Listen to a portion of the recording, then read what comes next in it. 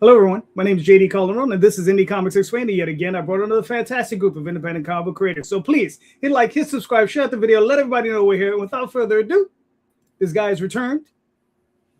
What's up, everybody? I'm Dee Rosario from Unstoppable Comics. Been making books since 2008 and trying to find a way to keep the lights on so I can make the next one for the last 18 plus years. What's going on? That's why we have Tom, because he does nothing but keep the lights on. Yeah. Yeah. Yeah, sure. I guess so. Like, at least in this room, the lights are on, so that's a good sign. You know, That's a good sign. Or is that just sunlight? it's a little bit of sunlight. Yeah, it's a little bit of sunlight. But no, there's real electricity in this house. It is a lake house, but it is not that much of a lake house. So yeah, we're doing all right. We're packing books. I got 3 days to finish this stuff up before we're off to San Diego, so I'm exhausted. So Rosario, you got to pick up the power level tonight. It's all on you. So, Tom, I have to be really, really honest with you. The only thing I'm concerned about is you get my book out. Thank you. Oh, it's in the hallway right now. Okay, good. All right, so let's. I just posted a picture of like just piles of books going out. I don't know if yours is in the pile that's going out tomorrow, but it's all in the hallway getting labels put on them. So yeah. All right, cool. You guys will have them probably, I would guess, by the time Rosario does his show on Friday. I would assume you guys would have them by then. All right. Cool. Right. Mr. Fred, how are you? Guys. Introduce yourself. Doing great, guys. My name is Fred Schwartz. I am the writer and creator of Fisticuffs and the owner and operator of Schwartz Art. So happy to be here today and hang out with you fine gentlemen. Damn, you lie well, but anyway. No, the happiness is real, dude. I meant the fine gentleman thing. Wow. Chris, how you I didn't doing, say man? which ones. I mean, No, I'm doing all right, man. I'm doing all right. My name is Chris, owner and writer of Crystal Inc. So I have no real big intro. Okay. Fair enough. Frank, please introduce yourself. Yeah, hello. So my name is Frank Osgood. I'm a first-time creator. I'm creating a comic book called Moonhogs, and my first time on the show. And I guess I'm the first time traveler on the show as well. since I'm beaming. I don't know. Have we had? I thought we had somebody from Australia at some point. Yeah, we've had a couple guys. Yeah. So there's a couple of time travelers. Yeah. Yeah. Okay, good. And I've had another guest from Japan as well. Oh, okay. Yeah. Okay, people beat me to the clock then. Cool. Calderon is the J.D. Roddenberry of these types of shows. Like he comes to you from. What's up, Nandor? Please introduce yourself. All right. What's up, guys? Hey, JD. Thanks again for having me on your show. Pleasure to be here. My name's Nandor Fox Shaffer. I'm writer and creator of books such as Man-Child, The Fabled Offering, Lifeline, and something I'm working on currently, Seasons, which I've been working on for a while. And Volume 3 is right now up for pre-launch on Kickstarter, but also Seasons Volume 1 was picked up by Source Point Press and will be released in shops starting September 9th. And so FOC is August 17th, and can't wait to talk about it. All right, cool. All right, I got a quick question answer for Mr. Lennox. No. He's asking if there's any new anime I'm checking out. Although the Armager guys that I worked with before were doing Tenchi Muyo, they're putting out an anime, so I'm backing them. So I would say check those guys out. All right. So, gentlemen, I'm sure everybody got to see the show question. I'm just curious, right? We answer all these weird questions, but we barely ever talk about how we're doing. So, what's going on with you and your comics? All right. And Nando, you know how it works. Last man in, first man up. So you're first man up. Yeah. So I got to say, last year in 2025, it was my best year in comics. I've been making comics for almost a decade. I started when I was in my late teens, early 20s. And, I've been putting out one book per year. Sometimes they're graphic novels, so they're, large, like 80 to over 100 pages, and I've been slowly but surely building my portfolio, and that's something that's been a goal of mine, is to create a wide variety of titles, to show people what I'm capable of. And um, I just launched my website, foxholecomics.com, for people to buy my own creator-owned work, so people can pick up all my books there.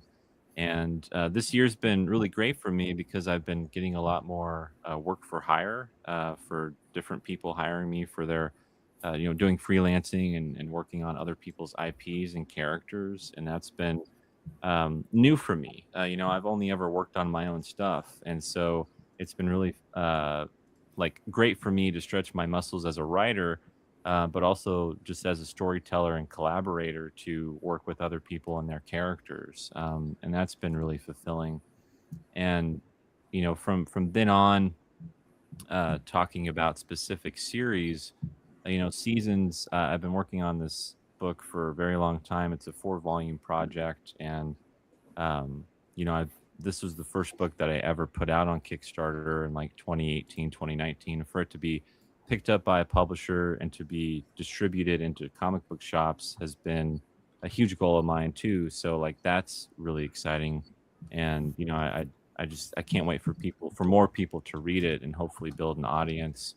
I feel like I'm finally getting out there in the way that I've always wanted to, and to kind of prove myself in a way that I've always wanted to.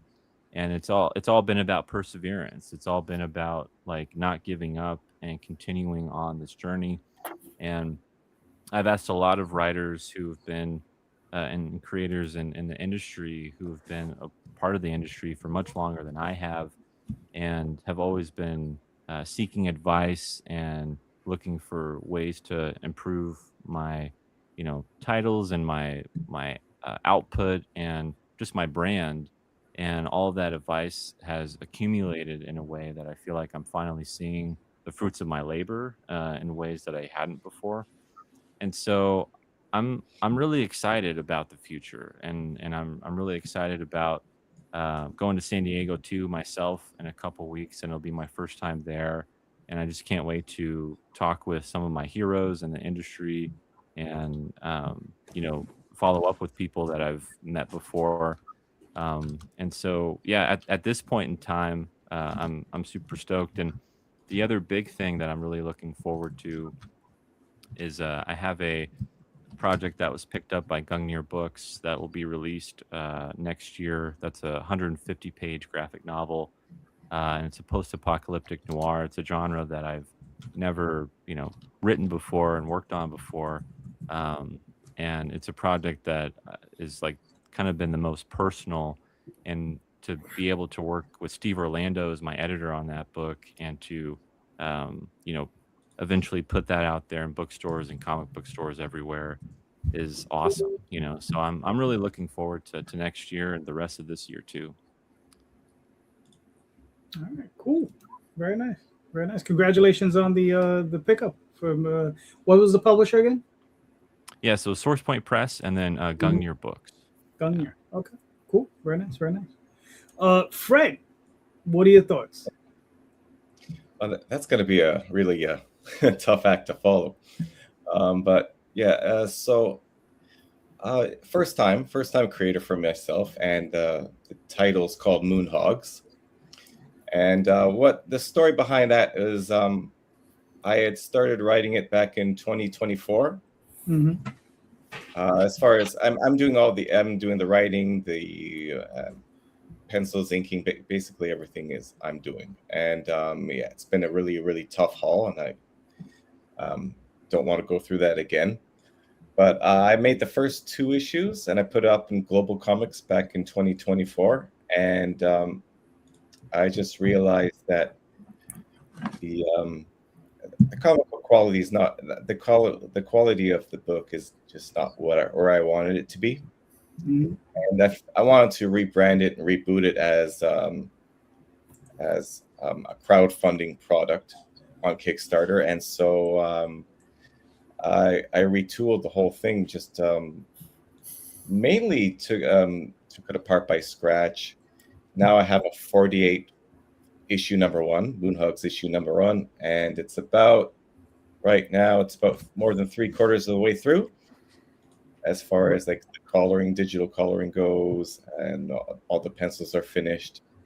And I'm hoping to get it launched as soon as I get more followers on the Kickstarter. Mhm. And let's see, like so trying to like reinvent myself as a comic book creator happened back in around the COVID era.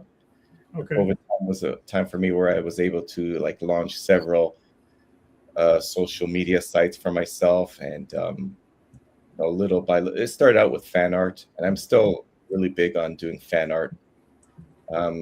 Drawing and creating is basically where I come, like that's my forte. Mhm. And just years and just building up my portfolio little by little. I've been going to comic book conventions as well, local in Japan. Went to the I'm based out of Osaka, so I went to the Osaka Pop Culture Convention back in this year of February, and I'm going to go again. They have a second session in September, and I also went to the Japan Comic Art Expo in Tokyo back in May, and I'm going to go again for the fall session in November. So it's basically combination of grassroots, building up my brand, and as well as with social media and podcasts as well, hoping to get the word out for Moonhogs, my comic. Now, those conventions you were going to, were you going as a fan, or were you tabling as like a creator? Oh, sorry. Yes, I was in the artist alley. I was Nice. creator and artist as well. Okay. How do you because I'm curious, because I'm not in Japan, I'm in New York, but like how is the atmosphere as far as for independent books? Like, because you're obviously outside of the main scope of what's going on. So I mean, how is that received? Yeah, it is like, for example, Kickstarter is not a big thing in Japan, so it's almost like what I'm doing. It's like two separate worlds in a way, because I am going to these events as an artist alley, and I am trying to spread the word of my own original characters. But when I go to these conventions, mainly they're looking for fan art for, Western, Batman, Spider-Man, Superman, stuff like that. So it's mainly 80% fan art. But I am trying to little by little get more people to be interested in my original stuff, and how that pans out. I don't really know. That's a work in progress, and hopefully they're gonna start going beyond just the big IPs out there from the big two. So is a Comic-Con to me, I'm thinking Comic-Con in Japan is manga and anime. Is that still the primary, or is it like still Batman, Superman, Spider-Man? Like, what's sort of like the mix? Yeah. They have a whole bunch of. They have like a lot of conventions. Some of them are like just a manga based, and then some of them are. They have some conventions that are just strictly for independent creators. Oh, wow. Yeah, but it's very hard for me to crack into that, just because I'm not like I don't have any like manga pieces. I do mainly like Western comics rather than manga. And to answer your first question, there is a growing audience in Japan for Western comics, like Marvel and DC, and some of the others as well. They're developing their appetite for that as well. So that's a growing market. And these conventions that I went to, the Osaka Pop Culture Convention and the Japan Comic Art Expo, they were mainly, I would say it was 80% based on Western IPs. Oh, wow. Yeah. Oh, cool. between 70 and 80%. Yeah. See, isn't that crazy? Like over here, manga is starting to have this real heavy push, and now Frank's like, yeah, but on the going the other way, the Western books are starting to have a push that way. Like it's interesting. Yeah, a little bit both. Yeah, that's cool. Chris, how you doing? I'm doing fantastic. I may have missed the question or the prompt somewhere, but I was like, is it in the chat? Where'd it go? It's the show question. It's what's going on with you and your comics. Okay, well, number one is that I don't read. I just found it. There it goes. What's going on? This is the year to try new stuff. You've had me on the show before, and you know that I do a lot of anime and manga inspired comic books. So this is the year where I decided to go, well, let me take a crack at the Western superhero genre and see how that works out. Mm-hmm. So that's just kind of what I'm looking forward to seeing, and this is what we're going to showcase here. But other than that, I'm still doing a lot of the in-person pop-ups. I don't do conventions as much, because every convention I go to, they act like they want to be in the indie space, and then when they have an actual indie person there, the crowd is about, they want you to do what is already been established. So I stopped doing those because they were a waste of money for me for the time being. But I do a lot of pop-ups at bookstores, and I have a small not really announced deal with a local wrestling promotion here in Indiana that's going to be holding a lot of our wrestling comic books. So that's something that I can't wait to really announce that. But other than that, just winging it. Also, I cut my hair. So thank you, JD, for not noticing it. Like, jerk. All right. That's funny, because every other time you've been on the show has just been your icon. Well, no, the last time I was on here, I was like, I'll turn the camera on. Why not? Did you? I remember. I could have swore it was just the icon. No, I'm gonna go right back to the icon now. No more face. Well, the icon has the hair, so it's a lie. That's true. We are gonna be doing a new one, so just give it about 3 weeks. All right, cool. All right, but listen, you look good. So thank you. There you go. That's all I needed. Now it's all worth it. Fred, what are your thoughts?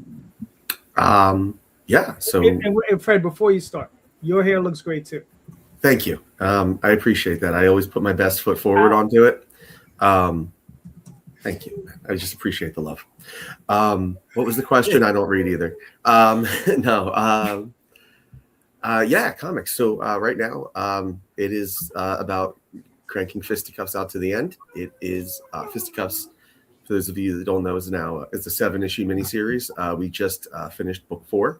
We'll talk a little bit about that, I'm sure, when we get into the Kickstarter stuff. But we're getting ready we are just rolling along, fulfilling this one. We're finishing up the tech stuff on the comic. We're going to fulfill this right away, and we're going to try to get 5 out in probably like early October. So the goal is to progress along until all 7 issues are done and the trade, and we're just going to take in whatever comes along as it comes. Like Nandor, I'm on, I think I have like 3 short stories and anthologies and things coming out over the course of the next year. Looking to keep growing those and other things. And then I have, I think I've talked a little bit about Stan and I are collaborating on like an epic fantasy project that's going to be coming out beginning of next year, it looks like now. And then I have another project that I would like to get back to and release as like a 5-issue mini when Fisticuffs is done, but that is not until that's done. So yeah, right now where I'm at is not losing focus, finishing this story, and trying to develop any other side projects or writing gigs that come along, and any opportunities to I've been lucky enough to try to get to do some cool different genre stuff. And I don't know how much I'm allowed to talk about a lot of that shit, but for now I'll keep my tongue bit, and when I do, I'll be here talking your ears off about all that. All right. So what exactly is this hidden project? What's the name? What? JD, I don't divulge secrets, man, even to like trusted allies. Listen, nobody's watching. It's okay. Okay, in that case, You know. no, I'm just kidding. But you'll be the first one to get a signed copy of Spider-Man when it hits the shelves. Yeah, boy. I was kind of hoping for the Avengers, but okay. You know what? Let's see how I do on this one. I'll see if I can let me hit 4 or 5 other characters. But there you go. All right, cool. Well, it was just like, fuck this guy. He's on the blacklist now. Mr. Hutchison. I'm a year out from last year's stumbling block, so I'm still kind of in catch up mode, but I'm definitely caught up. The year has been not without its own trips, but I kind of in my brain got myself to realize, it's almost start over. 16 years I've been doing this, but we're starting over. A lot of the artists that we've worked with over 16 years have moved on to Marvel, DC. I mean, one of the first guys that drew Critter for 10 years for me is drawn Batman and Robin now. So, it's do over time. It's start over, and it's find artists that aren't just here for a minute and then gone the next day. It's talking to these guys and saying, look, this is long term. I need you here for this volume. I need you here for at least one more volume. Finding the guys that want long-term work. That's hard. That seems like that's an easy thing, but it is not an easy thing. But I've got a couple of guys now that are excited about long-term work. They're excited about the books. So for me, I just have to kind of keep my hard focus throughout this year, get our Legend of Oz anniversary stuff out, keep that on time so that when we get to Critter next year, it'll be smooth sailing, because I hired a new artist for Critter for the series for next year. That'll start in January, but he's already drawing the book right now. So we're getting so far ahead that next year should be like finally the wind hits the sails right and everything is sort of, just cruising along, and it can run on almost autopilot. There's always like things go wrong, but there shouldn't be anything large scale slowing us down at this point. So, and that's the part that's been sort of through all of this through the last few years. It's the part that's been working kind of always in the background is Critter at Antarctic Press. It's just it kept coming out, comes out every 2 months. People are finding it. People are finding me at cons, and they're like, oh, I get this at my store. Why is there like all these issues that I don't know about? I'm like, well, let me tell you, because this is the third printing of this book, and you guys are finding it like it's brand new. But that new audience is really vibing on it. I just got a store order on my web store today, and when they order, they can like put little notes or something in there if they want. And the note said Critter from Antarctic Press. So he found us and came to the web store because he bought the stuff from Antarctic Press. So I was like, God damn, this is working, man. This is crazy to watch this character like find this audience while simultaneously, in reprints, while simultaneously we're doing more product for it forward, so that the old audience is getting new stuff. So it's been great. It's been fantastic. And I'll be at San Diego Comic-Con this year for the first time in like a decade, because AP said I could come out and take space, and so we'll be having Critter front and center at San Diego Comic-Con in 2 weeks, which is fantastic. So yeah, that's kind of where we're at. All right, cool. Jay. All right, so Unstoppable Comics has a lot planned for this year and for next year. We already released one book. I'm trying to hit the goal of knocking out 6 Kickstarter campaigns before the end of the year. So that would be Vicky that finished up early in the year. Vicky issue number 2. I just finished up the campaign of Storm Chasers Volume 2. I'm about to launch New York versus the World number 1 remastered in full color. After that, I'm looking at Vicky Sticks number 3. Hopefully, I can push that out before New York Comic Con. Then after the con, we're looking at Shield of the Interceptor number 7. And if I can get it in before the end of 2026, Vicky Sticks number 4. So that brings me to 6 releases in 2026. 2027, we're looking at definitely Shield of the Interceptor number 8. Unless Vicky doesn't make it out, then we'll push her back to the beginning of 2027. Storm Chasers, issue number 9, coming back with that one. And then one of the cool things I got going on is that some of the stretch goals in Vicky Sticks number 3, Shield of Interceptor number 7, and hopefully Vicky Sticks number 4 will have short 8-page stories that are going to be stretch goals. So they're going to be free digital rewards. But once all of those 3 stories are going to be gone, that is going to be launching Unstoppable Comics Presents number 1. We're going to reprint that in physical copies, have that ready for everybody. And Unstoppable Origins Volume 1 and Shield of the Interceptor Volume 1 are almost all sold out from my initial order years ago. And I am thinking of reprinting them, but following the DC pattern and shrinking it to the manga size. Mhm. Doing the digest size, right? But that's going to come with a lot of work. I don't know if I could pull that off. Right, because we're reformatting a lot of the lettering and stuff like that, so everything can fit in there. But if that's what's moving, we got to follow that trend, baby. Right?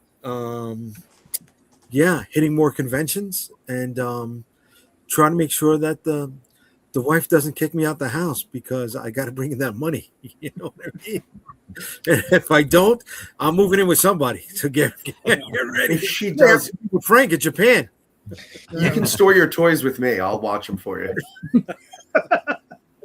Let me tell you, I think the only warning sign you have is if you see Galactus is missing, that's where you know things are coming. Let me make an offer to you first for Galactus. I missed that toy. Just don't lowball me. Just don't lowball me. That's all. Right?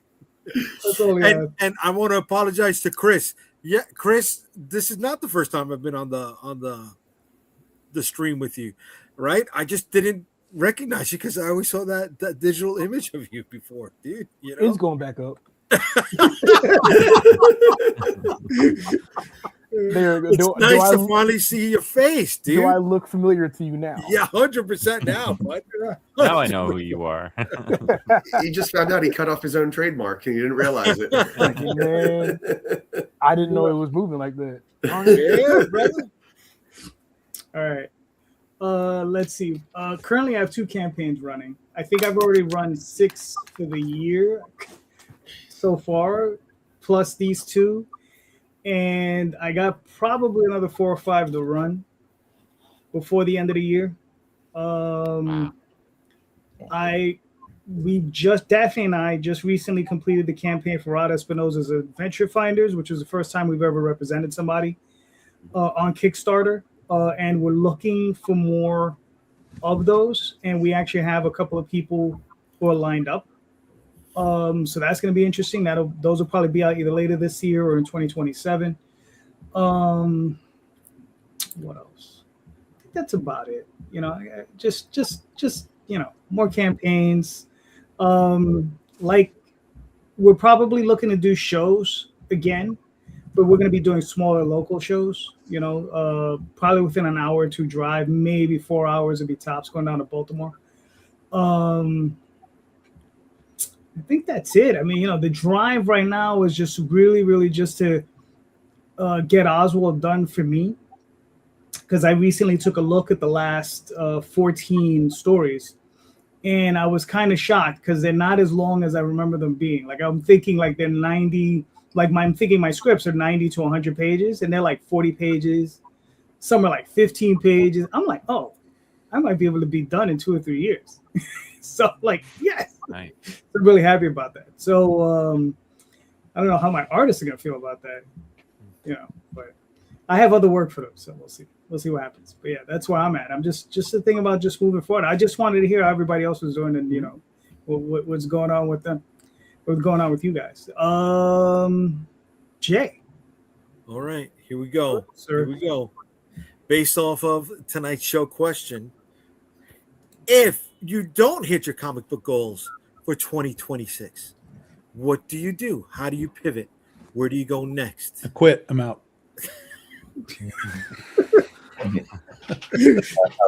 Yeah. Tom's gonna tear off all his artwork and be like, screw it, I'm done.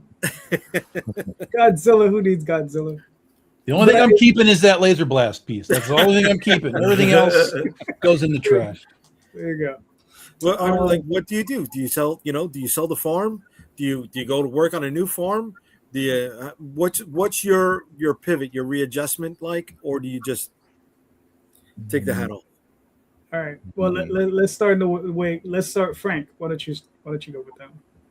Since you're up.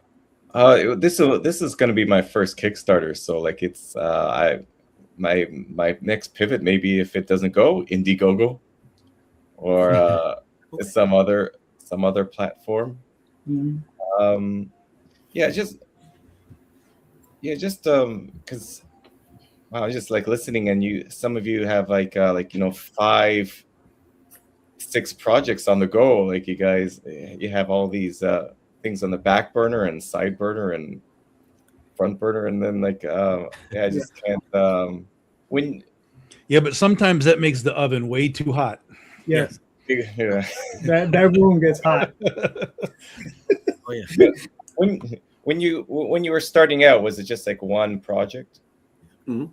Yeah. Mm-hmm. I started with 2. I started with 5.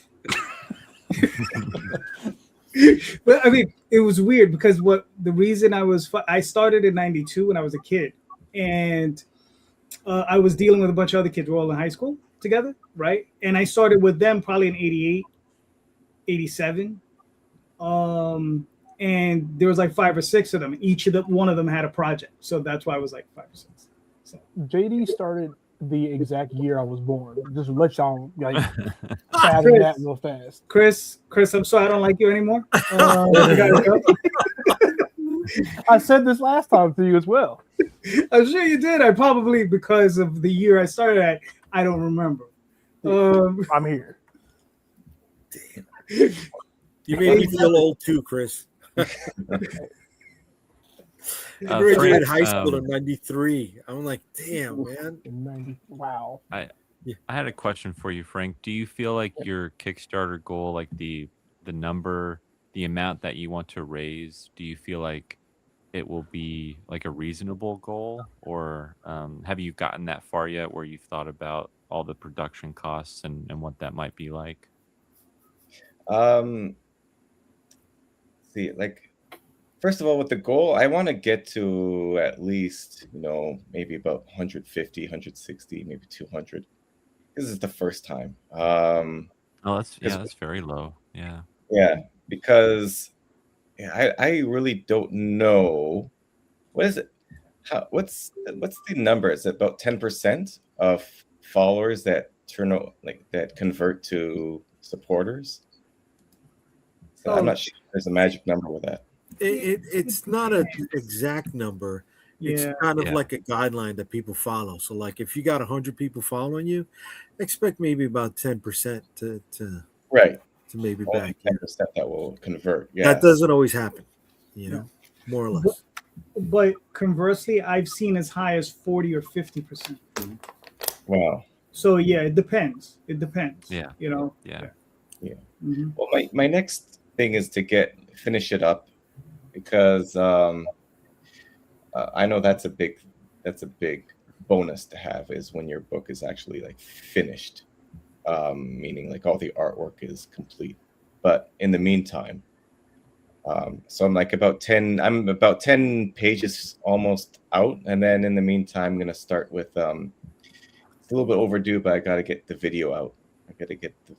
And promote more. And then, as far as, because I'm out of Japan, I'm expecting most of my customers will want the digital copy. So I'm not really as far as production costs, I'm probably going to use print on demand. And you could always it may be wise for you to consider hiring somebody to fulfill out of the United States for you. So that way, you're not having, they're not paying exorbitant shipping fees. It's like you pay a small percentage, and then they order the books in the United States and ship them to the United, because probably most of your backers are going to be United States. If you are able to ship out of the United States, so that might be something worth considering. Yeah, Okay. One of the services I would suggest going along with what Fred just said is, I believe Kablam. Don't they offer that service? Yeah. So I would definitely consider them. Okay, let's have like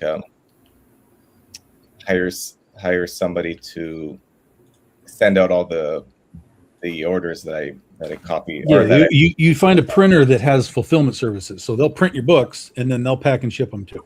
Right. Yeah, especially ones in the States. Yeah. So like the I most said, time is one of them. Sorry. the most expensive order is going to be whatever they ship to you in Japan. Like everything else will be what they're shipping. Like it saves you a lot of, and even your books in Japan, you could actually compartmentalize it completely. You can do only your U.S. orders in U.S., and then if you want to get books for you to sell at cons, you can order those in Japan, so you don't have to pay higher shipping, I guess. Yeah. Okay. Is there a company that provide, not Kablam, I'm talking about like the company that does the shipping from America? I have a friend that does one that does a shipping service. If you hit me up afterwards, I can put you in contact with her. Okay. Yeah, thank you. Yeah. So I mean, it's kind of like I'm flying blind in a way here because it's my first time doing this. So Well, it's quite the journey. This is the group to ask. So if you Yeah. got questions, this is the group. Yeah. 'Cause Thank you. We've all done multiples. So Yeah. and we've run across probably just about every problem you're gonna have. We've dealt with it. So if you got a question, ask. Whether it's on the show or after the show. Like, you can always reach out afterwards. Chris, what are your thoughts? Well, let me just drop this hypothetical to you. That can't happen because I have 4. It doesn't show up on the damn screen. I have 4 WWE wrestlers that have this right now in their hands. I won't say who they are because I have a fear I'm gonna get backlash. That's a little wrestling humor for people that like to watch wrestling. Backlash. I'm sorry. It was a little bit raw for you. Let me lay the SmackDown on you real fast. If I happen to not hit my quota, then I just try again next year. I went into this as a hobbyist 3 years ago, and I found out that the hobbyist route's pretty cool because it lowers expectations.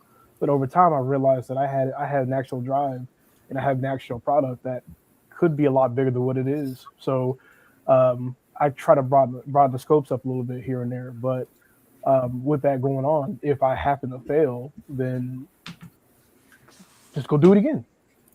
And you do it again until you realize you can't stop, or you can stop and realize that there is a hole. Because I don't want to end up like JD, couch surfing with one of you guys, which we may be in the same boat depending on how next year is. Not this year. This year's fantastic. Next year is my do or die if I'm going to keep doing this or not. Okay. Way to be. All right, cool. Mr. Fred, what do you think? I said nothing about couch surfing. I'm only taking in the figures. JD is not. I don't have space for you, sir. I wish I did. He has a dog. Parker's too temperamental, but the figures I've got I've got shelves that are just kind of empty. They look great. I'm gonna knock on wood before I say anything stupid. It's gonna come back to bite me in the ass later. But in terms of the goal of finishing Fisticuffs, like I said, it's 7 issues. All 7 are drawn. 5 is being colored now. 6 and 7 are flatted. So, hopefully we're close enough to the finish line that I don't have to, I can keep going, especially the way the campaigns. See what happens, JD? No, Uncle JD is not moving in. He's not. No, just his toys. Stop or you're out. You're going to go out. Really scared of you, JD. He does not like that idea. No, I think the goal is to, I'm just going to keep pressing through and getting this done. The real concern is, what comes next, what other projects I'm going to be able to get off of the ground, how many, my goal is to be where Mr. Calderon is over here, where you've got a few going at a time and, you're able to do, and like Nandor was saying, able to show like the different genres and different styles and types of stories that you can do. So the main concern right now is growing that catalog and trying to get to do more stuff, so that I can live in a bigger place that can afford me, Parker, and JD. But but one step in front of the other, right? My goals right now is Fisticuffs 5, and then 6, and then 7, and then I'll reassess. And like I said, I've been fortunate with a couple of side projects. I hope they keep adding on, and I hope I can keep I'm more than willing to take more on. So I just hope it keeps moving. And like the other guy said, like quitting is not an option. I wrestled my freshman year in high school. I went 0-6. They before I found out that I had to wrestle against a girl. They told me don't wrestle against the girl, because if you lose, you lost to a girl, and if you win, nobody will count it because you only beat a girl. And I said I'm going to win anyway, and I lost, but that's okay, because then I wrestled 6 more times that season, and I lost all 6 of them. So honestly, like I'll lose 13 times without a win, and I'll keep going. So I'm fine. So that's awesome. I love that. Yeah, well, it didn't feel good at the time, believe me, but now it's like kind of a fun story to tell. It's a good story. You earned that story, Fred. Oh, believe me, my tears earned that story too. It was unfair. I should have never been wrestling at the weight class I was. I was too doughy, and probably hadn't gone all the way through puberty yet. And that's another story for another day. All right, cool. Nandor, what are your thoughts?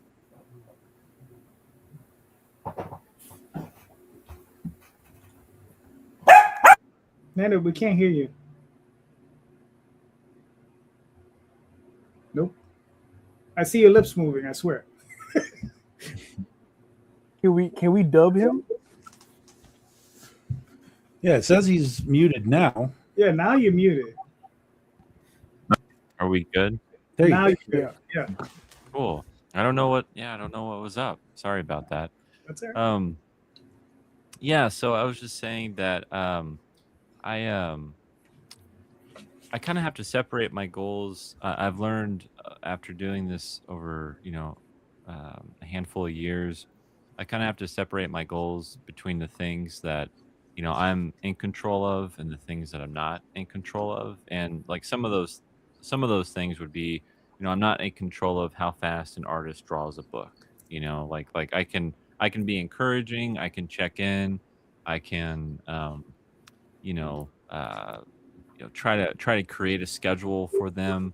But if we have a good collaboration, and I know they're doing their best work, that's all I'm looking for, is their best work. And so the last thing I want to do is be a like cracking a whip here and being a bad collaborator, because I know how much time I need for my own stuff and to process things and to work on things. And so, like, for example, a goal of mine is to have Man-Child issue 4, the art for that, all done before we launch a Kickstarter for it, and to also have all of the probably like 70 to 80% of all of Seasons Volume 3 Fall, all of that art done before we launch the campaign. And that's a big upfront investment for me, because that book is almost 150 pages, around 150 pages. So like making sure that I'm letting people know about it, I'm promoting it, while also making sure that people don't have to wait long for it. That's something that have been trying to get better at. I've always been on time with my Kickstarter books, but I want to be early, like I want to impress people with my delivery time.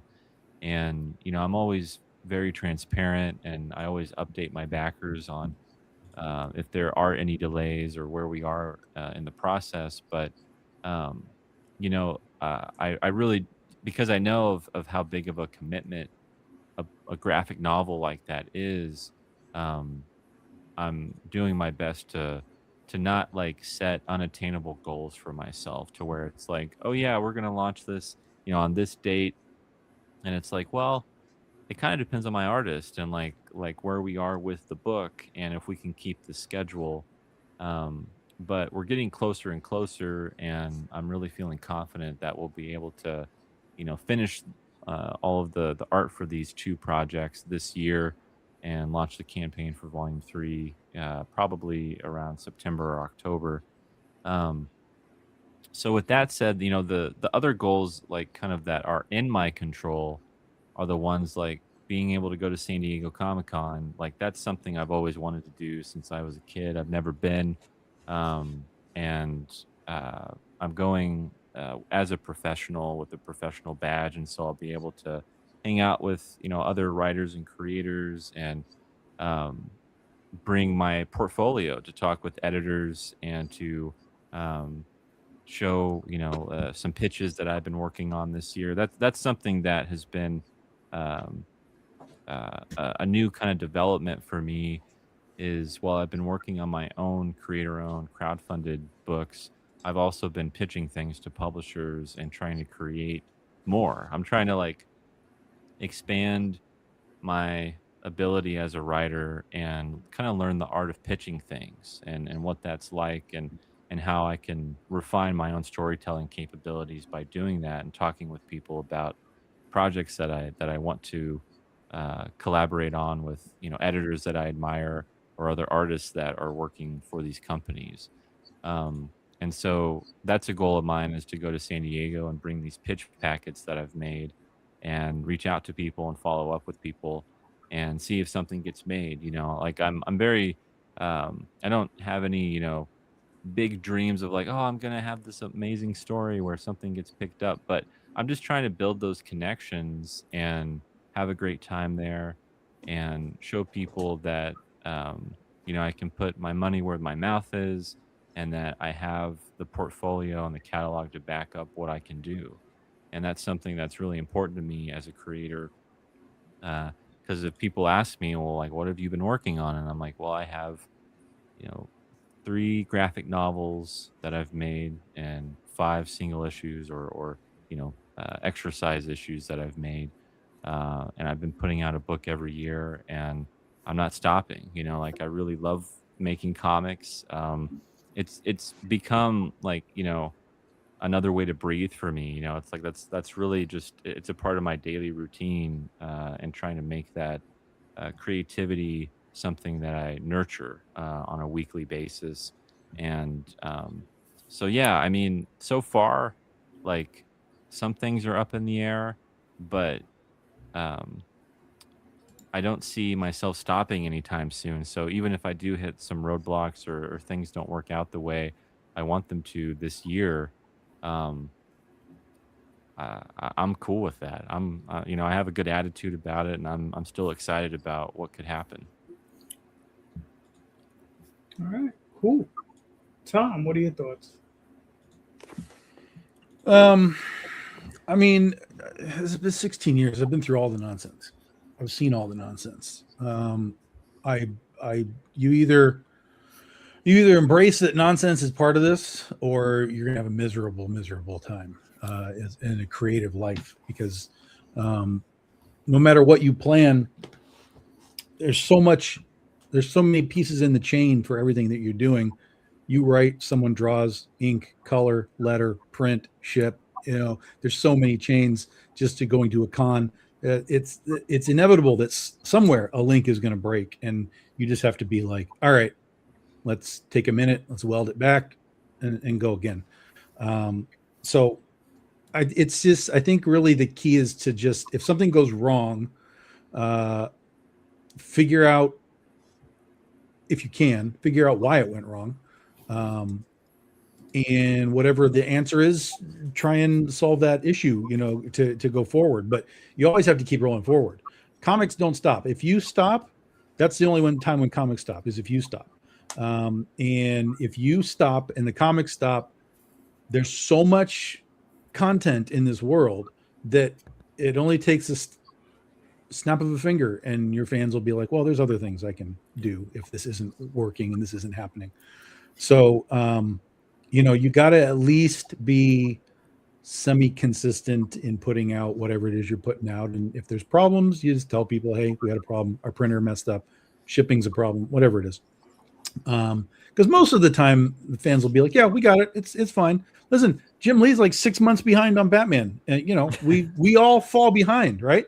So most of the time, people will be like, "Yeah, we get it. It's cool. Just keep us updated." So for us, it's like, for me, it's I'm trying to find that sort of what do they call it? I'm trying to kind of find that fountain of youth to kind of re-energize me after last year and put me back on like let's go. Because I've lost the let's go drive for sure. I've gotten very comfortable with what we do. I know what we do. I know how it works. But I know that if I put it in the next gear, there's more. And so that's why I'm really kind of powering into next year's stuff to make sure that there are as few bumps in the road as possible. We're driving into 2030, which will be our 20-year anniversary, where I'm really kind of hoping that we have some, if not something exists, some sort of an announcement that we have one of these things being turned into a movie or something that's so close to happening that it's breaks my brain that I can't really talk about it because as soon as I start saying like this in January, nope, it's over. It's all going to fall apart. So as soon as it's locked in, as soon as we have contracts and things or whatever, we'll talk about it. But that's sort of like that long-term goal, and that's sort of putting an extra bit of juice in everything that I do. Is like, hey, look, we have like this goal. Like 20 years is just a few years away, and let's be ready for that. Let's be able to celebrate that in like a monumental way, and that means keeping the books going and building the infrastructure so that there's as few bumps in the road as possible. Yeah. Cool. I guess I got to answer the question. I don't think I've ever hit any of my goals for a year ever, like because I set it at a level that it's not really achievable, right? And I do that on purpose because, if you shoot for the stars, maybe you'll hit the moon, right? And that's really what it is for me. It's like, if I hit the moon, I'm happy, right? If I hit the stars, I mean, something happened. But, it rarely ever does that ever occur. But, I do set the bar a bit high. And like I said, the reason for that is so that I can try to push myself to exceed, right? And it's difficult. And like Tom says, you get comfortable, right? You're just like, oh, well, I'm making these numbers, and I'm doing this thing, and I just got to continue doing those things to keep this manageable, right? So that's why, like, this year I said, well, I'm going to try to take on, other people to do their campaigns, right? We're looking, like right now, Daphne and I are discussing basically what most would consider dead media, right? Comic books that we saw back in the 80s that nobody knows about, right? Or very few people know about them, but we talk to people about them. That, oh yeah, I remember that. And trying to get campaigns going for those, right? But it's getting to those people who owns those rights, and then some of them are crazy. So, it's a whole thing, right? But it's pushing myself, it's just constantly trying to push, myself, Jay, Tom, we're all involved in a thing, right? That we will hopefully be announcing soon, right? That we will hopefully have done and all the files in real soon, within a week. Right. But that's the sort of thing of like pushing myself, just keep pushing myself. And the higher I go, and for me, like, I know sometimes Jay rankles at it, but it's like I call this my very expensive hobby, right? And I say that because it's what I do with passion and love, right? My hobby. I have my day job that is what it is, but this is my hobby, and you do hobbies because you love them, because that's the only reason you do them. You don't do them for any other reason, or at least I hope. You do them because you enjoy them. You do them to relax. I've been lettering for the last 2 weeks. And I come home from work, spreadsheets, trying not to murder a coworker, doing stuff like that. And I come home and I start lettering, and I'm like, oh, as tedious as it is, I'm very calm, and I'm like, oh, this is very nice, right? So that's what I try to, but I never hit my goals. So, but I try. So, yeah. So Jay, you're up. But answer your own question. All right. Well, you either bite off more than you can chew and either choke on it and die, or you end up figuring out how to swallow it, even if it's overtime, right? You guys mentioned about stopping, stuff like that. That's why I call this Unstoppable Comics. I'm not some great big engine of destruction that's going to plow through everything. I hit a ton of speed bumps. I do. I mean, like Tom, I hit one of the hugest speed bumps you can ever hit this past year, and you figure out how to get through it, how to overcome, right? I don't want to say you dive into the work, but the action of it all will help you determine like where you're going to go, how you're going to pivot, right? It's not just sitting down in the chair and thinking about it. You got to put the action out there, and with that comes the answers you're going to need to figure out how to pivot in whatever you want to do or whatever you want to achieve. Going back to Frank earlier, I started with one book, dude, right? And if I was that person that was starting off, I would kill to be at the place that I'm at right now. And where I'm at right now, it's like, what fire am I putting out today? And there are moments though where I could sit back and enjoy that. Oh my God, I got this done. I got that done. Right. I'll look back at a book and I'm like, this was fucking awesome. Or I'll look back at a book and I'll cringe. I'm like, right. And this is from my own work, but you need to know the path that you went on to get to this point, right? You need to go through the wound, right? But you need to go through the hard part to figure out how to get better. And it's so fucking cliche, but it's the goddamn journey, right? The pivot, the journey, the figuring out where to go next. When you get to look back at it, like Fred with his wrestling, it was tough going through it, but he was able to turn it into something, right? And unless he went through it, he wouldn't have had anything to flip. So, you just apply that with comics too, man. You've been in the ship. Fred, you were muted, brother. No, I was saying it's so funny when you say something like Fred in his wrestling. It sounds so much cooler and more manly than like getting beat 13 times. I gotta add that bass, Fred. I gotta add that bass. Hey, listen, at least you had the nerve to get in there, man. I am turning it into a story. It's actually one of my next comics is going to be based out of that. Way to be, brother. Way to be. Yeah, exactly. Did you end up like speaking to the girl afterwards or anything like that? Or funny PS to that story. I lost to her in the first round, and then somebody else lost to her in the second round, and then she lost in the finals of the tournament. But the guy that lost to her in the second round was on the sidelines crying. So I was very proud of the fact that though I lost to a girl, I didn't cry in front of anybody in person. That came later. In person. So, yeah, came later. Way to be, brother. Yeah, man. All right, cool. Without a big intro, we're just gonna do this. All right, we're gonna kill the idol. Here we go. So yeah, I wasn't trying to do one. Chris, talk to me. What are we looking at? We're gonna kill the idol. All right. Well, thanks to Frank, I'm also known as the other guy. So, Kill the Idol, Save the Girl is, as I stated prior, it's my first foray into writing a superhero story, and this superhero story is shrouded in paranoia. Our main character, as a kid, foresaw her parents and a large majority of her city get decimated in a random event, and the city brushed it off to the side as a random thing and just a freak accident.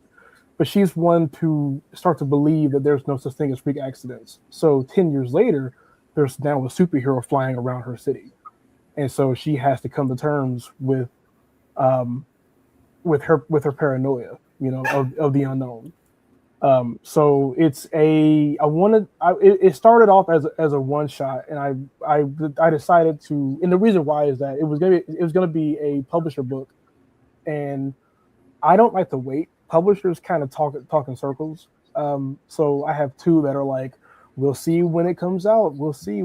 But then they are looking for something like this. So I'm going to go ahead and just say it's going to be a full series of 1 through 4 going forward. But yeah, just something that's akin to, if you want to call it The Boys or Invincible or something edgy that people are familiar with right now. I would call it more like Watchmen because it's my overall take on superheroes. And if we all lived in a universe that had superheroes, there would be people who wouldn't trust them, and those same people would be like amongst us, and those are the people that we would probably have to watch more, because what you don't trust is shrouded in fear. So it's just a time bomb of what she's going to do with that fear throughout the next 4 chapters.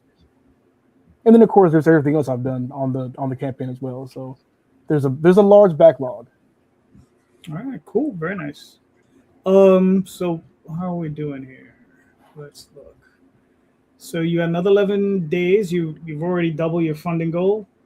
You got 72 backers, so you're doing good. As of today, that's actually like kind of cool. Yeah, very nice. I mean, it is a good looking book. I mean, all your books are good looking. So I mean, that's goes without saying. But Well, thank you. Well, as I stated before, I don't generally like indie superhero books because they and this is probably going to get me in trouble at some point. A lot of them are created in a almost a copycat of their favorite superheroes, but they don't understand why their favorite superheroes, why they were made, how they were made, and where they really come from. Like people like Spider-Man and like to emulate Spider-Man, but don't understand like what the common man really is when it comes to Spider-Man, and a lot of like like historical backing of why he is what he is. Same thing for Superman. So I don't try to create a superhero that's like my take on it. It's the paranoia around the superhero that is where I'm from, because that's what I would generally do if there was a superhero. I wouldn't become that. I wouldn't emulate it. I'd be fearful. So somebody might get annoyed by it, but that's my jam right now. Okay. Well, listen, man, you're doing great. You got another 11 days. Looks like really good looking book. So everybody go check it out. Very nice. All right. Let's see.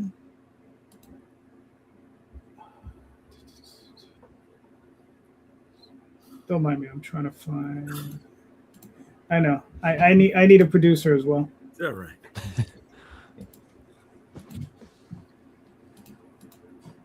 What the hell? Oh, there we go. Damn. All righty. Frank, talk to us. What's Moonhogs all about? Yeah, thank you. So Moonhogs is it's not a superhero book, but it's what I call like a space opera meets family drama. Mm-hmm. So, I grew up in the 80s and 90s, so I really like things like Thundercats, Star Wars, of course, Silverhawks, and what I'm looking for is this is a story. To give you the elevator pitch, it's a story about a moon colony, and it centers on a bunch of refugee families living on this moon colony, and one family in particular. The head of the family is like a humanoid alien called Radic, and what happens is he works on the lunar colony, and he's trying to provide for his family, and he kind of accidentally perhaps stumbles upon the secrets behind the lunar colony and the elites behind the lunar colony, and having that information might put him in trouble and put his family in trouble too. So that whole first issue deals with that main arc, that story arc of him potentially uncovering something in the system that might put him in danger. And like the thing that he uncovers is like a base corruption in the system. Yeah, so yeah, that's what it is. I was just trying to capture, like if I was going to do Silverhawks or I don't know, like a Gotcha Man or something like that. As I was going to mix it in with family drama and a little bit of cyberpunk as well. This is how I do it. Cool. Yeah. Very nice. Now, when you envision this story as far as length, like how long do you think the series is going to be? Or just this arc, like how long is this going to go on? I'm the tentative, kind of very, very rough is maybe about 10 issues. Mm-hmm. Okay. But as I've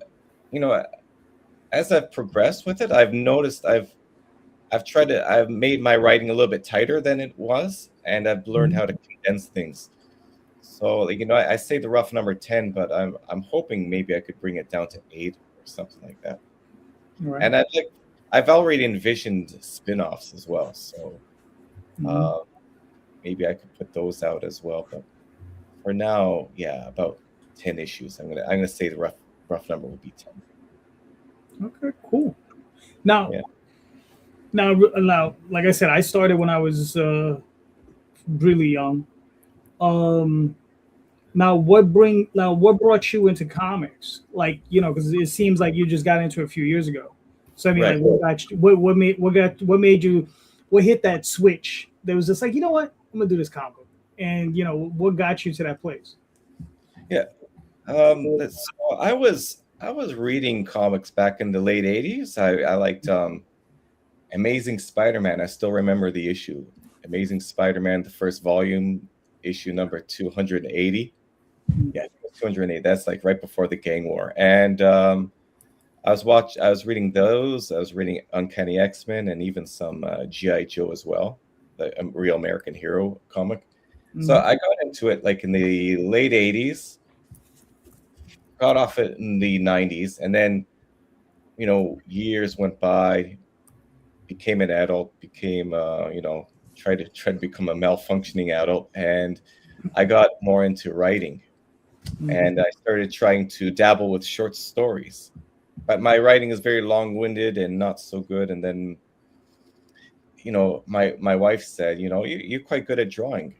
I said, okay, then maybe instead of you should, pivot from writing and then, try your hand at drawing.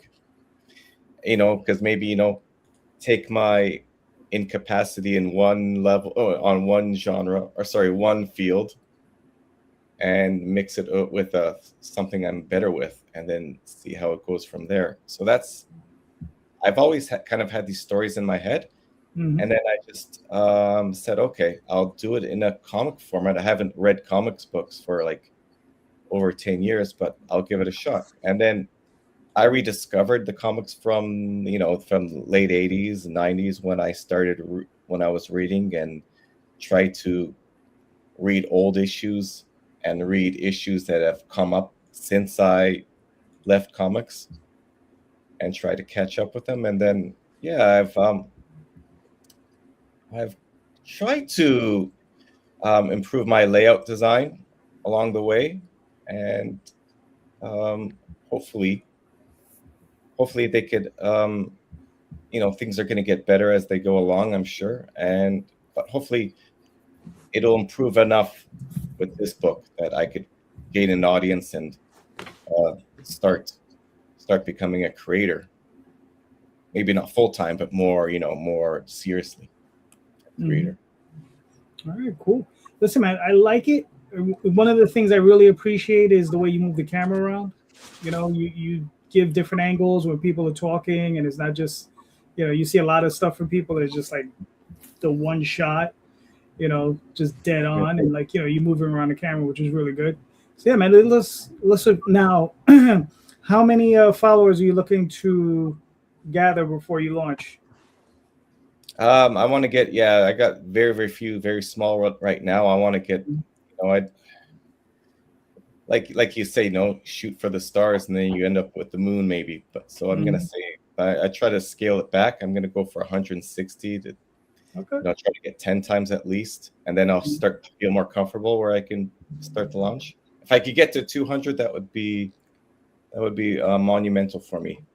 Okay. But I think, like, I don't know how I'm gonna have to get there, but whether it's going to be more podcasts or just videos, and just because so far I've just spent so much time on the book because I'm doing everything. So, but like I said, I'm about 3/4 of the way through, and then that's going to leave some time up for me to go into promotion. Lean really hard into promotion, because I heard that's the harder mountain of the two. Some guy said that, finishing the comic is the easy part, and then I'm like, oh, damn. Yeah, and promotion is the tough part. Yes. Yeah, we could pretty much all attest to that. But yeah, it was a good looking book, man. Looking forward to it. Very nice. Thank you. Everybody, follow this man's campaign. It's a good looking book. Moonhawks. Thank you very much. All right, cool. All right, here we go. Nandor, what are we looking at? All right, yeah. So this is my pre-launch page for Seasons Volume 3. Of course, all 3 volumes will be available. I thought I had some preview pages up there. I don't know. Maybe refresh it. Let me see.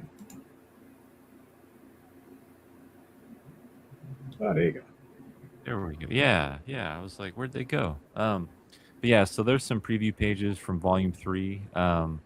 And this is my supernatural, kind of grounded superhero story that follows Fletcher, our main character, Fletcher Eames, through 1 year of his life. And with each passing season, his abilities change. Yeah, I kind of pitch it as like M. Night Shyamalan's Unbreakable meets James O'Barr's The Crow. It's a very emotional story that is grounded in familial relationships and romantic relationships, and it kind of puts our main character Fletcher through the paces and of going through this journey, this path through self-discovery. And yeah, gorgeous black and white artwork is done by Anthony Gonzalez Clark, and we've done almost over 300 pages together on this series. So, Nice. we've worked together for years, and he's evolving as an artist, and I'm evolving as a writer. And I think each volume is getting better and better. This Kickstarter is going to feature a softcover edition as well as a hardcover edition.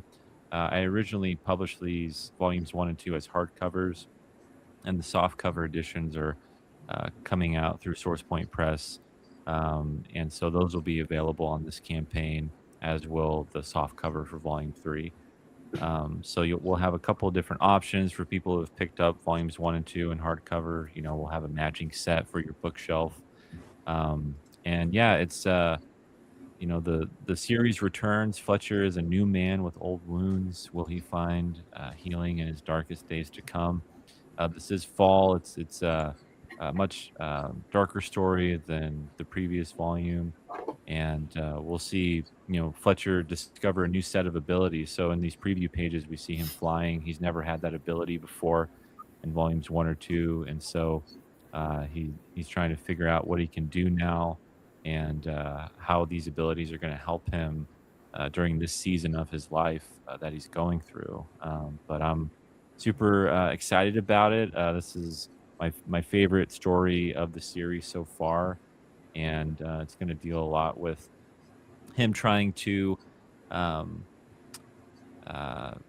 reconnect with his family that he's been estranged from, and kind of find new love and a new path forward, and kind of putting all the pieces of his life back together that people have been following the book have been kind of waiting for, to see what is the next steps that Fletcher needs to take after all of the things that he's gone through in the previous books. And he'll finally be able to kind of put his feet forward and see what he can do, and what a potential new life may look like for him.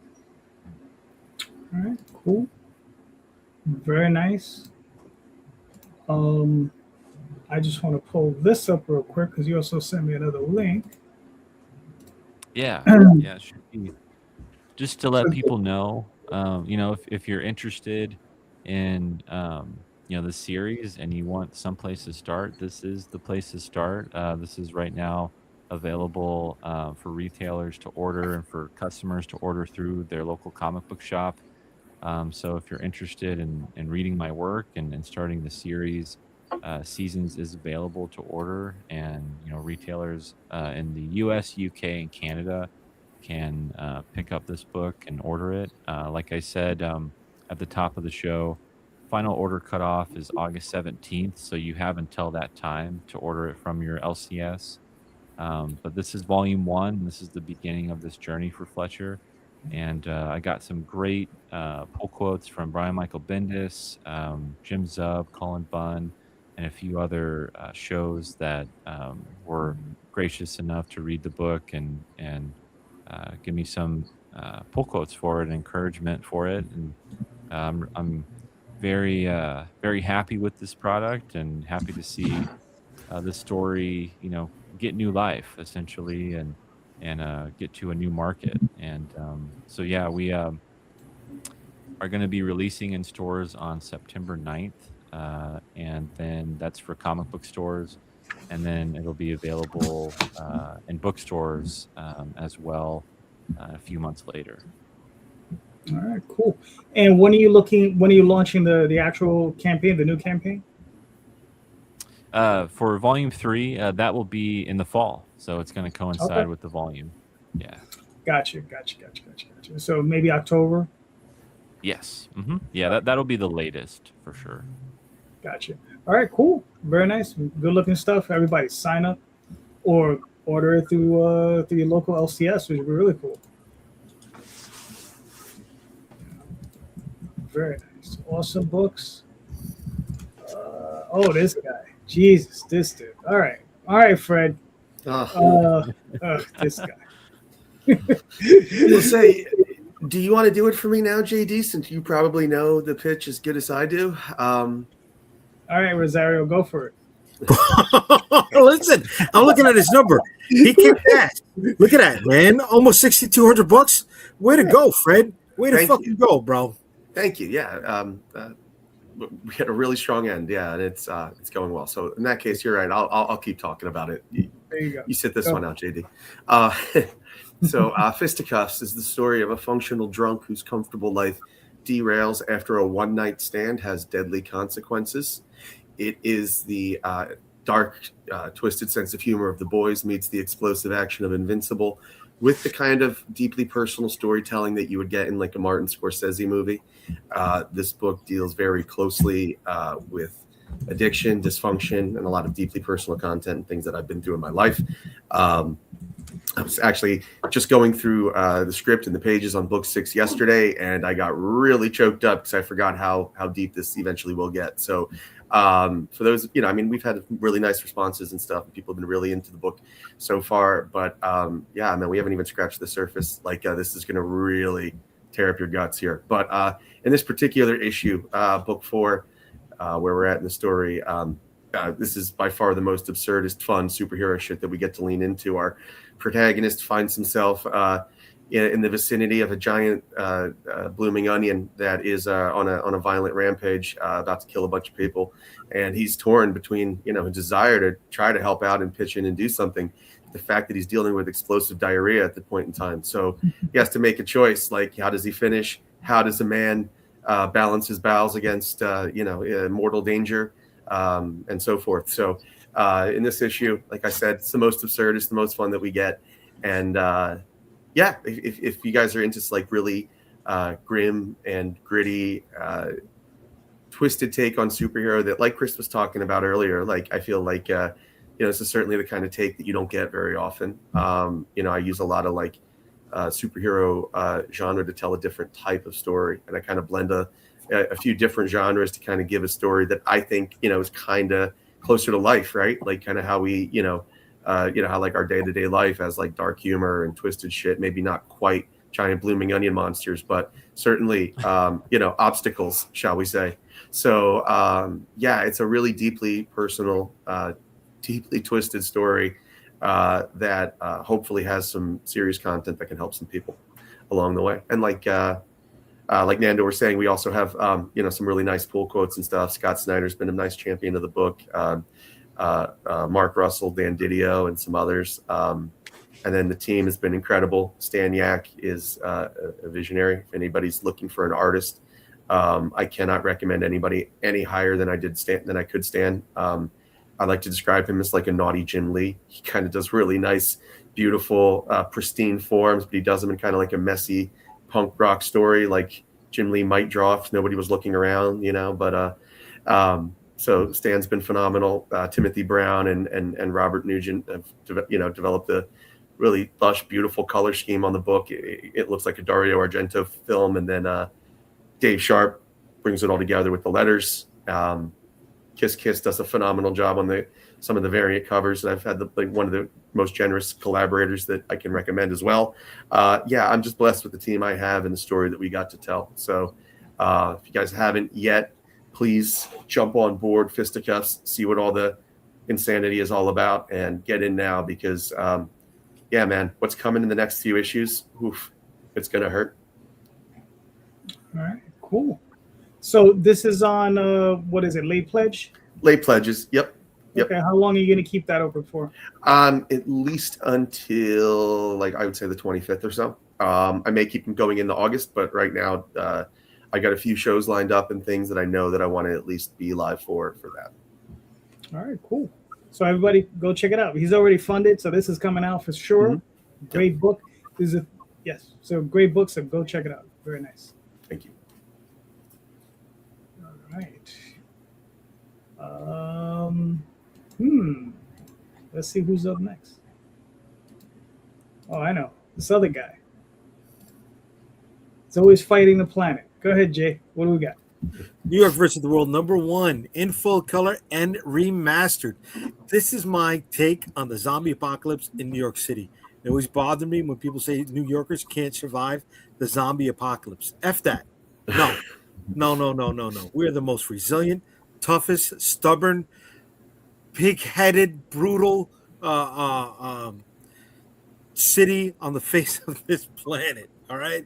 If you remember movies like New York versus the World or The Warriors, we're trying to look at that type of aesthetic. Is that post-apocalyptic or near post-apocalyptic city?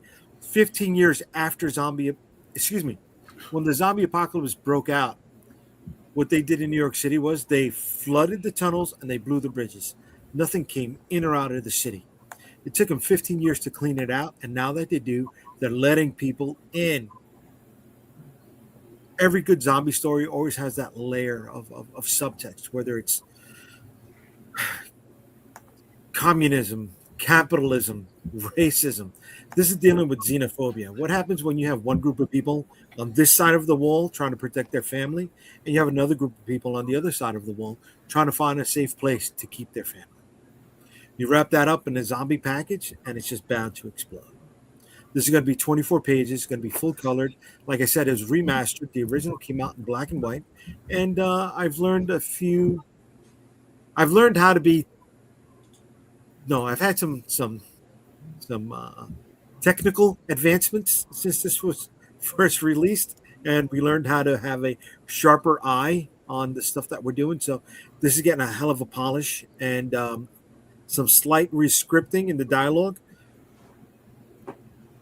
Our one of our big things is we've had so many repeat backers. This is going to be my 33rd Kickstarter campaign. So one of the things I'm doing to reward the people who keep coming back is I always attach a holofoil premium trading card at no extra charge. It's in there. It's on our dime. It's our way to say thank you, because we don't have any frequent flyer miles. We don't have that little card that says you could get your 7th coffee for free. Well, right? Why not? Why don't you? Thank you. I got no answer. Oh no, I do have an answer. I do have an answer because I got a list of everybody who's backed me a Kickstarter, and I could cross-reference it when you come back. There we go. There we go. So they all get rewarded with that. It's going to be launching not tomorrow Monday, but the following Monday. I want to at least send out the digital reward for my previous campaign. It's going to take me about 5 weeks for my books to come back from the printer. So while that's going on, I'll have this bad boy going, but at least the digital rewards will be in everybody's hands for the last campaign. I got a lot going on before New York Comic Con, and I'm just trying to have all of that in hand, and also, like I said earlier, make sure I got a roof over my head at the same time. Right? I can buy a lot of product, or I can pay the rent. One of two things. So Glenda's not listening. Oh, she busy bee. We shall be. Okay, everybody in this home right now is working on getting ready for our biggest event, which is New York Comic Con. We announced this on Friday at Comic Book Streamland. We're returning, and we have bit an awful lot more than I could chew. I said that earlier, right? We put off. We're getting a huge space, 10 by 20, and if anybody's going to New York Comic Con, I can't wait to see you over there. But yeah, we're working all day getting ready for this event. All right, cool, very nice. I like it. Thanks. All right, I'm sorry. One more thing. I'm sorry. Okay. One more thing about that. The final card in our crossover independent, our creator. Oh, shit, what was it? It was the CCIC, our comic creator independent cards, right? So my final contribution to those cards will be the first stretch goal in this book. I believe there's one more to be released after that, or one more to be announced after that, right? But the entire set should be complete by the end of the year. So I have card number 8 coming out. Even though it's issued card number 9, it is going to be card number 8 released in the set, and that's coming out soon. I mean, it's a stretch goal in this book. Excuse me. There you go. There we go. This is the set right here that he's talking about. Yes. So this is a set that myself, Tom, Jay, Marvin Wynn, and Robert Moltari are part of. So if you get all of our campaigns, you'll get these cards, and on the back of it, it forms an image. So it's like you can turn it to the back, and you put the cards together in like a 9-card sheet, and you can see the whole thing together. All the cards have already been printed, so that's not an issue. Everybody already has their cards, so they're going to automatically go into their pledges. Right. It's called the CCTC. I thought it was CCIC. Okay. Creator, shit, it was right there. CCTC. There we go. There you go. Creator collection trading cards. There we go. CCTC. There you go. All right. So my campaign currently running. This is Dreamweavers number 3.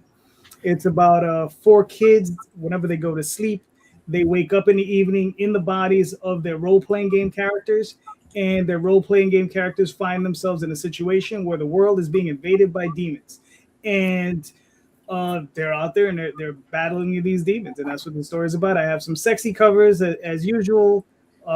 So go check it out. We have, I think, another 13 days or 12 days. Another 13 days. We've already funded, so the book is going to come out. The book is already complete and ready to go. So you can just go check that one out. And real quick, the Oswald Chronicles I also have up.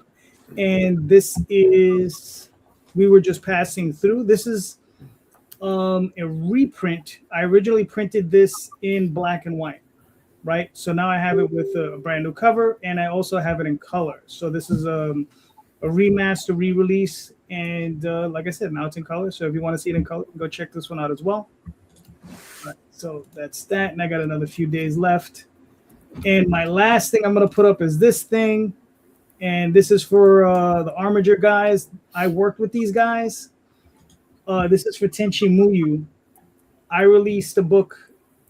I did a book back in the 90s, Tenchi Muyo's, for Pioneer or P-Anime, and they released that book before this campaign, and we did very well. We raised about $150,000 $100,000 on that project. Now they're looking to do an anime, not based on my book, unfortunately, but it's a new story, and they're working with the original producers, the original writers, or original voice actors, and all that stuff. And listen, they were looking to raise $400K. They're already over that, and they still have 56 days to go.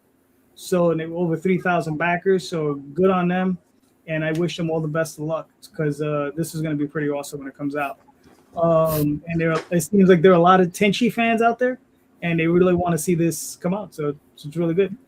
So good on them. All right. All right. Tom, you got a question? No. Son of a gun. No. It's all right. That's okay.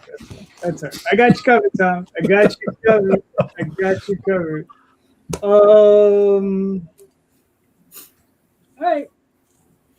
We'll go softball. Who is your favorite comic creator today? Like your current person that if they put out something, you probably pick it up. And it doesn't matter.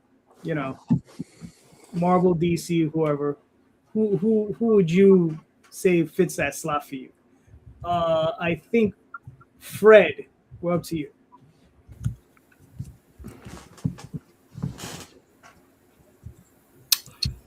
Can it be a team? Sure.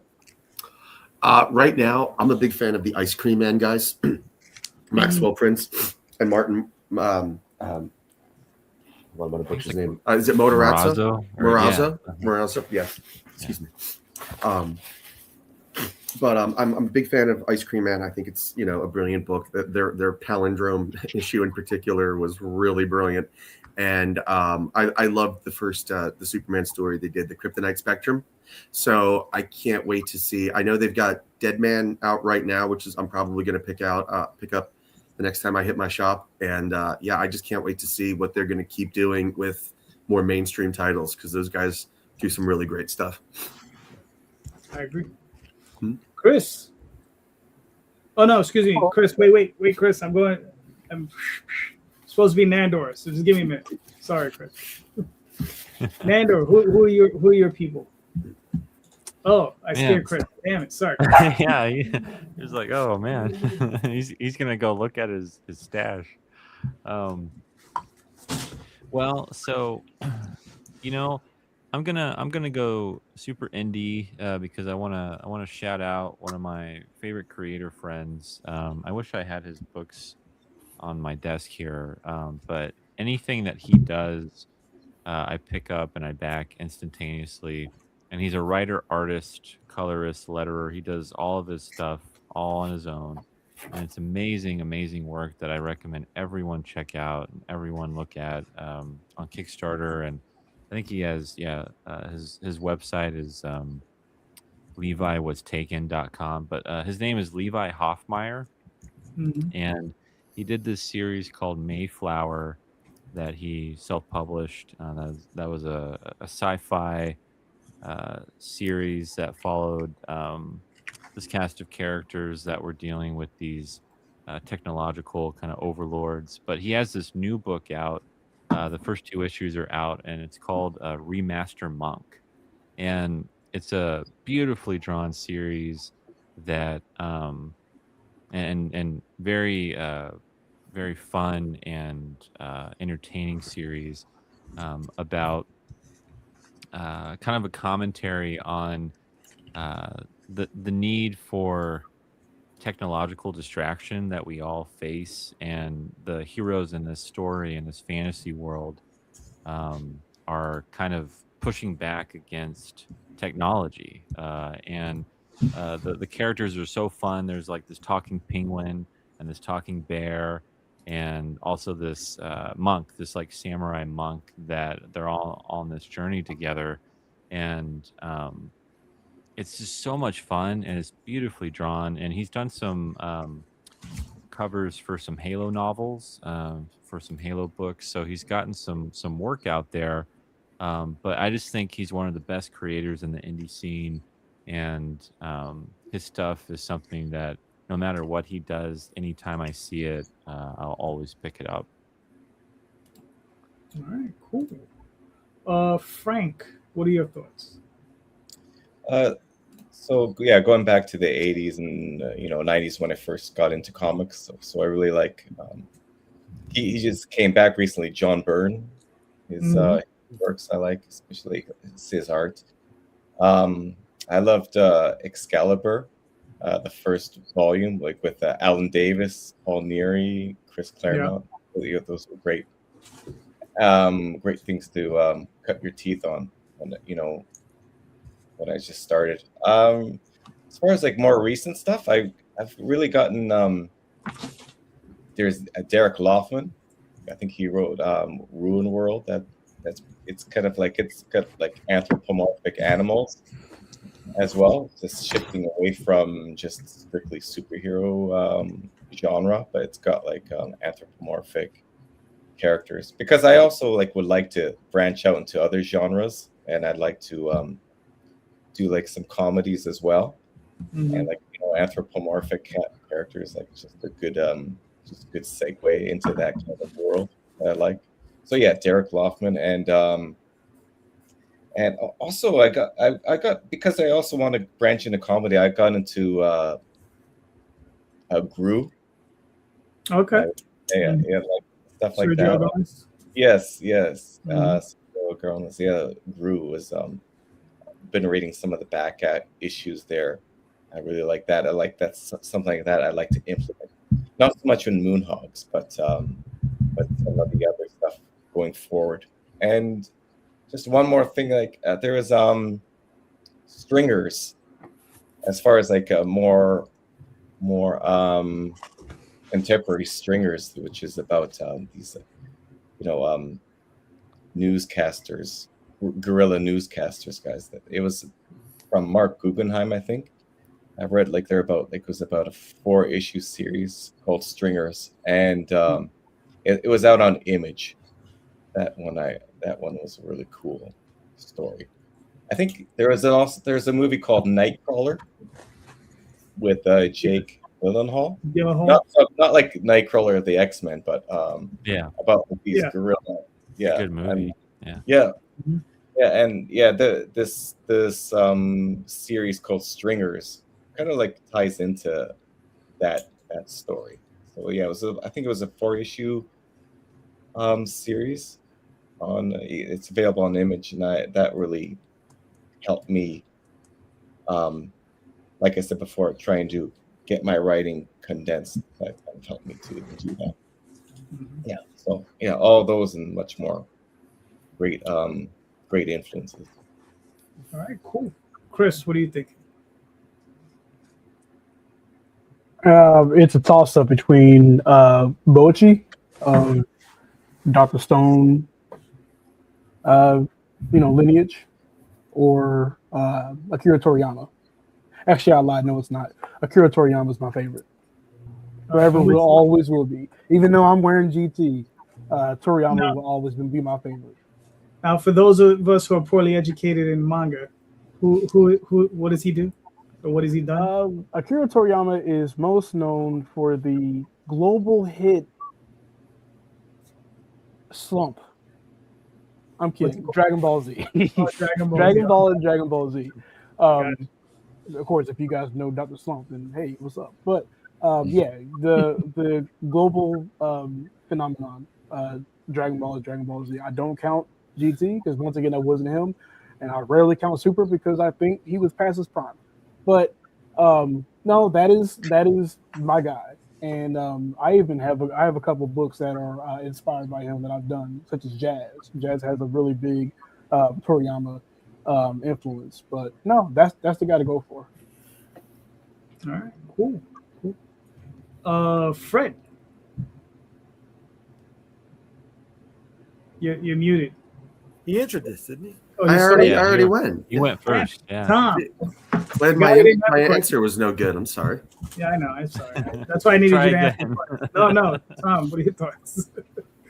I don't think the question is who is it that we like that we would just buy, regardless of what it is. I don't think that there is anything because for me it's it's what it is. It's what the content is that I have to be engaged with. There are people that I like that I'm like, okay, I like this guy, I like this artist, whatever. But it doesn't mean that like if I like what you do with Wonder Woman and you go and do Swamp Thing, I'm not going to care because I don't care about Swamp Thing. So it's like Art Adams. I collect Art Adams art almost across the board, but like when he does all this like Action Comic stuff and Superman, I'm like, oh God, I don't really care. But then it's in the dollar bins, and I'm like, fine, I'll buy it for $1. I don't really have people that I chase. The people that I like, that when they say they're doing something, I'll take notice. Okay, what is it? Nah, not for me. So it's all the content for me. It's not who makes it. It's what is being made. So I don't really have anyone like that. All right. I mean, that's fair. Jay, what are your thoughts? Yeah. I'm following Daniel Warren Johnson. I don't know. He locked me in with Do a Power Bomb. That hit me in all the right spots, and I ended up looking for his previous work. Picked up a lot of his previous stuff, and he hit me with Transformers. I mean, I was not a Transformers fan like that, but I was following that religiously because he was on it. Then he left it, and I'm like, it's not hitting the same way. But DWJ, I'm with him. All right. Right now. Yeah. Yeah. It's funny because the name I'm about to mention is a guy who's been producing comics for the last 20 plus years. And I only just started reading his stuff like 2 or 3 years ago. And that's Jeff Johns. Right? So I just, within the last few years, I've read his Green Lantern stuff and mostly amazing. Ghost Machine. I love his Ghost Machine stuff. Yeah. So, yeah. Geiger's so good.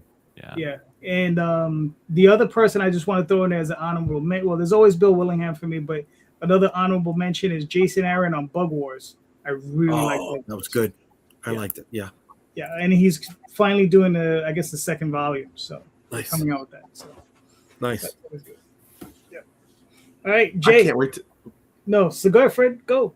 I was just gonna say I'm really excited to see Southern Bastards get a show. That was one of my favorite books from him. Okay. Cool. Okay. I didn't read that. Bug Wars got me. I like Bug Wars. I was with it. Mm-hmm. All right. My question. It's a softball, hopefully. If you guys had the money, would you rather exhibit at San Diego Comic-Con or New York Comic-Con? All righty. I think we're back in Nandor. This is the easiest answer possible. For you. That's why you go last.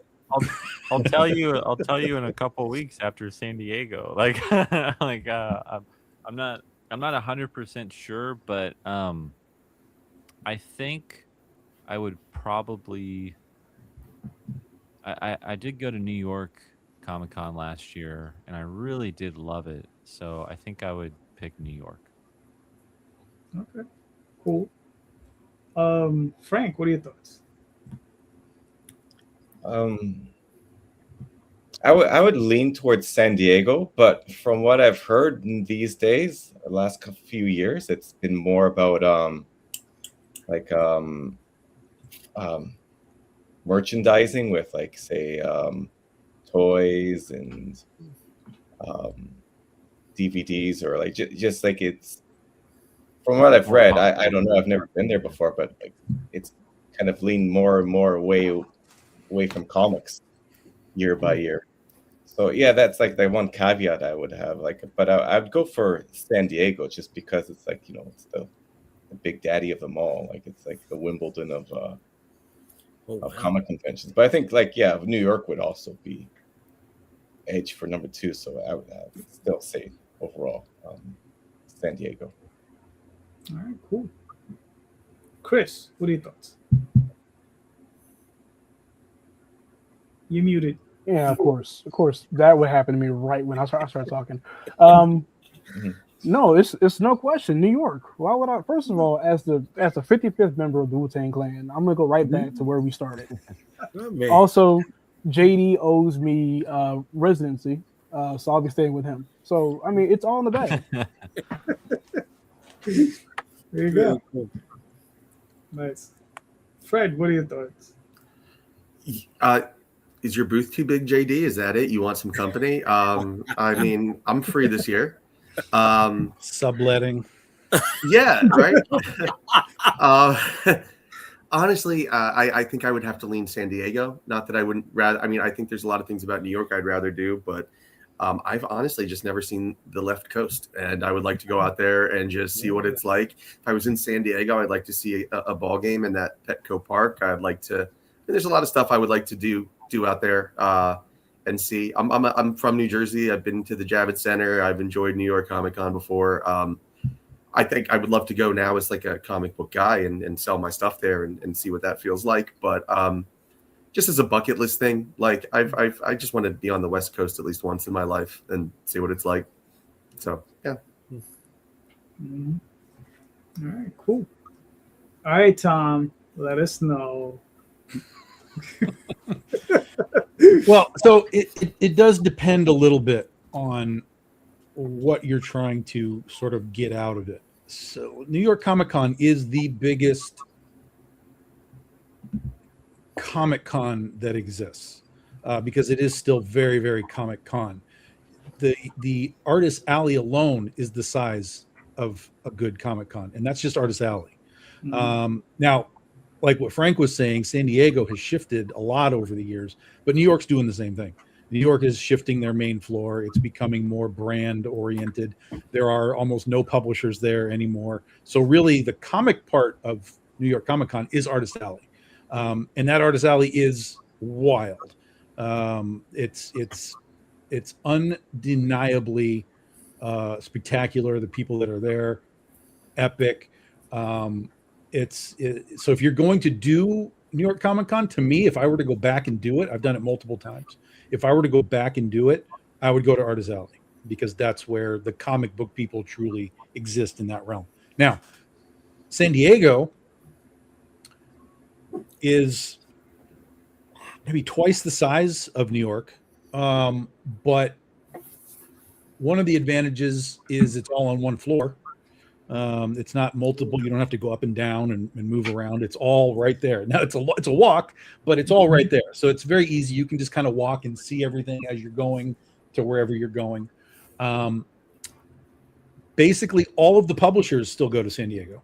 So if you're going to go out and be like, hey, I want to talk to editors or talk to, artists or whatever, it's the place that the publishers still all go. So there's that extra sort of element of, potential connection and FaceTime and actual, eye-to-eye discussion versus like this stuff and messaging and emails.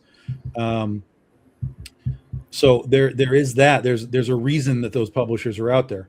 And then it's just ease of use. San Diego is immense, but the ease of use as far as getting in and getting out is, it's easy. It sounds crazy, but it's easy. There's nothing easy about New York Comic Con. Nothing is easy about New York Comic Con. So what I have found is I did New York a few times. I enjoyed the convention. I hate the city, but I would go to New York Comic Con in Artist Alley. It's something that I've contemplated potentially doing, even if it's for like our 20th anniversary, just to go back and be there. But San Diego I've gone to San Diego so many times. I've watched it grow into what it is. But I can see far more value in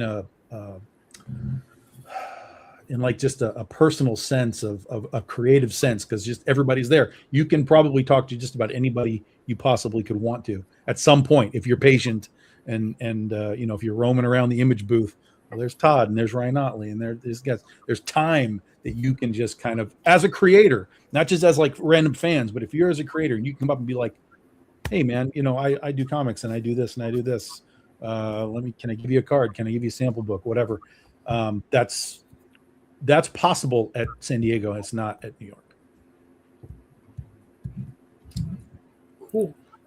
Now, to add a little something to your question, Jay, if it's an all expense paid trip, I'll go to San Diego first. Because I've been to New York. I'll go to San Diego, and I've been to San Diego. You know, we did it 7 or 8 times in the 2000s. Great show, and it's massive. Like Tom said, like I'm serious when I say. And Tom, correct me if I'm wrong or if you remember it differently.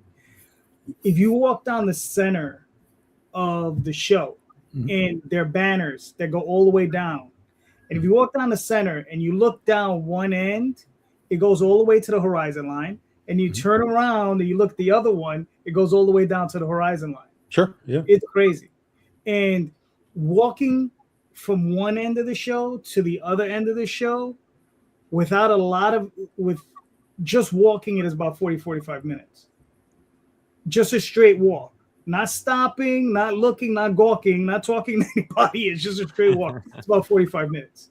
So yeah, it's massive. New York, you won't have seen anything if you're in that one aisle. You'll have to still do all the other aisles. To see everything. Right. So, you know, I mean, New York is massive, and I think we probably have more people that come to it, right? But yeah, I mean, if given my druthers, I'd go back to San Diego only because I've been there and I haven't been back in at least 15 years. So, yeah. Jay. All right. So New York Comic Con, I can say this because I've done it 16 out of my 18 years. It is 5 blocks long currently. It is 3 floors, right? Artist Alley's in they say it's the basement. It's not the basement. I mean, it's technically the basement, but it's just another sales floor, stacked one on top of the other. They've got a 5-floor addition, which has all their panels, and the top floor is split into 2 rooms, but if it's open all the way, it rivals Hall H. Their footprint for activations is massive. I don't know if San Diego did this, but when we came back from the pandemic, that first year they had Dave Grohl do a mini concert for all the vendors on Wednesday, and then that Friday, the last panel of the night was for the Ghostbusters movie. They had cast there and stuff like that. And the reason why it was the last panel for the night is because they played the movie for everybody months before it came out. They had a huge advanced screening. But all expense paid, I do San Diego because of all the merch that we have. You know, that's a 4J drive to New York. I can't. And Calderon, you don't know this because you haven't been there in a long time, but San Diego Comic Con is now outside too. Really? Like it has taken over the gas lamp quarter. There are booths and setups and stuff. Really? Like all outside too. Towards the tail end of when I was going, they started having things on the outside, and they even started having like small events that were attached to the show. Yeah. The only time I ever applied for San Diego, before it became the IMDb boat, they asked me if I wanted to exhibit on the boat. Like, no, man. You know, it's dead for me. You know what I mean? But all expense paid, because I want to be at the hotel across the street. I want to have a nice room. I don't need a penthouse. I don't care about the view. I just need a nice room that I can sleep in quickly, right? Because I don't know about you guys, but when you're doing a big convention, that wipes you out, guys. Yeah. I'm exhausted at the end of the convention, man. Dude, I remember when we were going, there was at least 6 of us to a room, and we've had as many as 10. Not gonna happen for me. And the thing is even with that, we were still spending about $750 each. Damn. Yeah, because we were there for like 6 days, and the rooms are like, when I was going, they were $350 a night. I would imagine now they're around $450, $500 a night. Shit, 5 nights, 6 nights, right?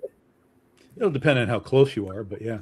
Right. Yeah, I mean, you can go if you go on the rail and you go a little bit further down. Yeah, you can get them cheaper for sure. It was always a bucket list for me to get a room at the Marriott directly next door. You know, those curved hotels, and I finally got to do it when we were with Aspen, and there was like 6 dudes in that room, and I was like, just give me the air mattress. I'm staying right here. I'm not moving. Yeah. This is what's happening. I'm checking off this bucket list. Yeah. There was a time I'd be able to do that. There was a time I'd say, yeah, give me a pillow. I'll sleep on the floor. Fuck out of here now with that. The room's in my name. I'm getting a bed. You could get the tub. You could get the closet.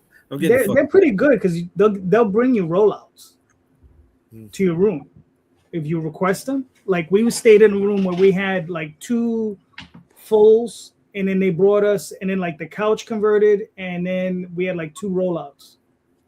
Yeah, that they brought into the room for us. So most of the hotels are pretty accommodating, but you're gonna pay out the nose. Yeah. You're gonna pay out the nose. And the craziest thing is, if you go the week after the show, that same room is like $89. Same room is $89. It's killer, But yeah, it is what it is. They get that show and they pack everybody in there, So, yeah. All right, gentlemen, we made it to hour 2. Thank you so much. You guys were all fantastic. Let's start with Nandor, please. Where can we find you and your work, sir? Yeah, so just a reminder, everyone, go sign up for Seasons Volume 3 on Kickstarter. I think I saw we hit 150 followers, so thank you for those of you who followed and who have supported me over the last few years. But yeah, go follow the pre-launch page. Go to your local comic book shop and order Seasons Volume 1 Spring from Source Point Press through Lunar Distribution. FOC is August 17th, so you have plenty of time to visit your shop and support your local comic book store.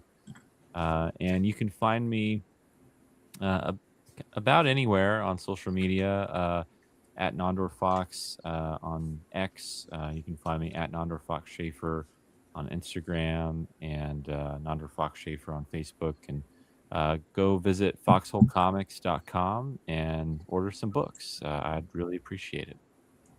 All right, cool. Fred, where can we find you and your work, sir? You can find me at Schwartz Art LLC on all the main socials, as well as www.schwartzart-llc.com.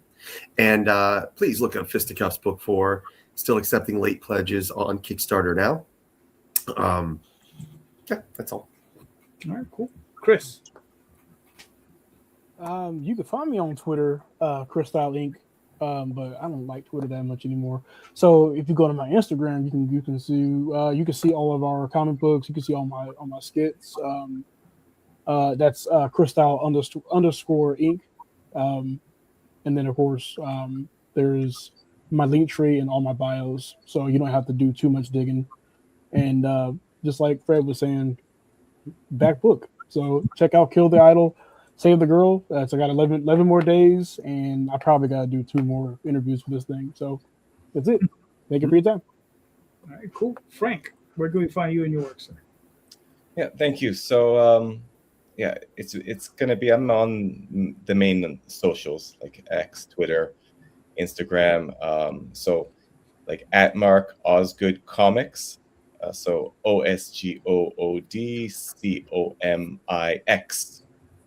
COMIX. So that's where I am for me, most of the socials. And except for Instagram, my Instagram is Frank Osgood Comics.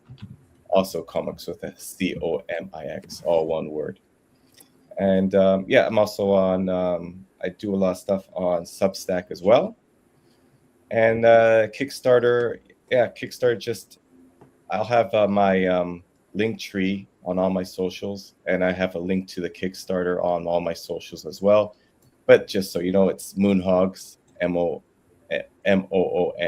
Moonhogs, the Kickstarter. So yeah, thank you very much. Please check it out. Cool. Tom? BigDogInc.com. Get your books. We'll be back with Kickstarter in August for the next Legend of Oz series. I'll be in San Diego in 2 weeks. I'll be at the Antarctic Press booth with all kinds of Critter exclusives and merch and stuff there. And in September, I'll be at Monroe Comic Con with CB Zane, but we're also going to announce and have our new critter artist making his first appearance with us there too. Cool. Jay. UnstoppableComics.com. You can find all my social media links on the website. And then Friday, some of the guys that you see here, Comic Book Streamland on YouTube, 8 p.m. Eastern. And New York Comic Con, October. See you then. Oh, and of course, New York versus the World on Kickstarter. Launching next Monday. Very nice. So you can find me on Facebook, Twitter, Instagram, DeviantArt, all those different places. Right now on Kickstarter with Dreamweavers and the Oswald Chronicles. And next week back here again with some of these fine gentlemen. And please, everyone, check out the show notes, because in the show notes are the links to all of these creators' campaigns.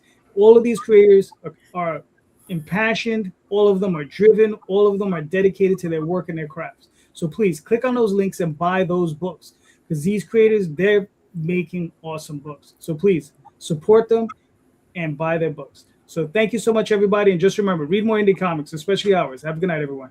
Thank you. Everybody. Thank you.